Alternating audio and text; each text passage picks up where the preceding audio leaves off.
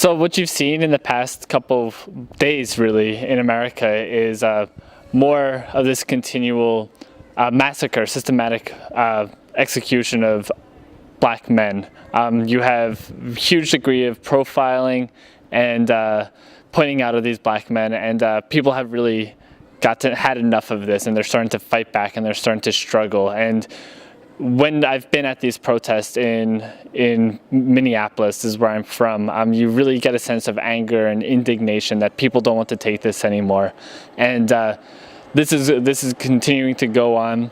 People are continuing to fight back, and this struggle will sadly have to continue until we win.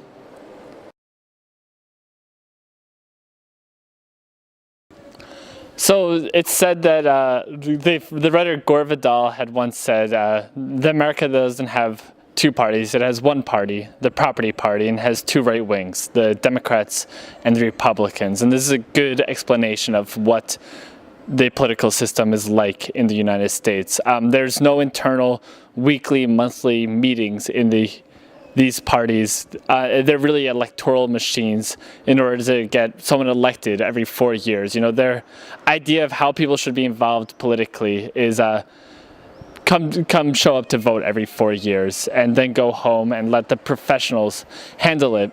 I believe, you know, Bernie Sanders, in wanting to fight for working class people, he made a mistake in joining the Democratic Party. If you look at the history of the Democratic Party, it's a slave-owning party, and that hasn't changed. That was a party that fought against slavery, fought to keep slavery in the Civil War.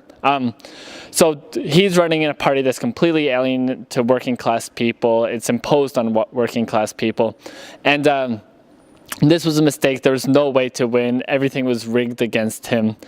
And right now, the two candidates, Clinton and Trump, are the two least popular candidates in American history. So if you think that Americans are so right-wing for having these two candidates, it's completely wrong. They both have popularity around 33%.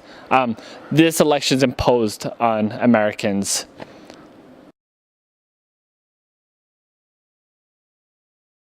So US imperialism is currently in a crisis that they've never really been in before. The historical weakness and the blunders of Iraq and Afghanistan really leaves them in a situation where they can't exert their strength in ways that they used to. And you really see this is being articulated in it's being played out. It's all being played out in Syria right now, where there's one of the most reactionary forces in the world with ISIS, you know, truly awful organization, and the U.S. can't do anything about this. They've burnt their fingers in Libya, they've burnt their fingers in Iraq, Afghanistan, and they just don't have the ability to assert their force anymore.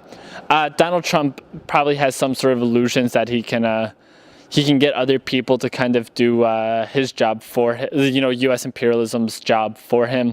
Hillary Clinton probably a little bit more thought out in this way, that she's, okay, we'll rely a little bit more on Iran, we'll rely more on Turkey, we'll rely more on Saudi Arabia. So the United States is not playing as big of a role, but they're just putting it to local imperialists instead of the main imperialist. But Trump in general is an isolationist. You know, he wants to close, you know, keep things smaller, you know, have America not in so many things. Stop wasting money on these things. So it's really kind of bizarre how the American system can work out, where a right-wing maniac like Donald Trump can actually play to the left on Hillary Clinton.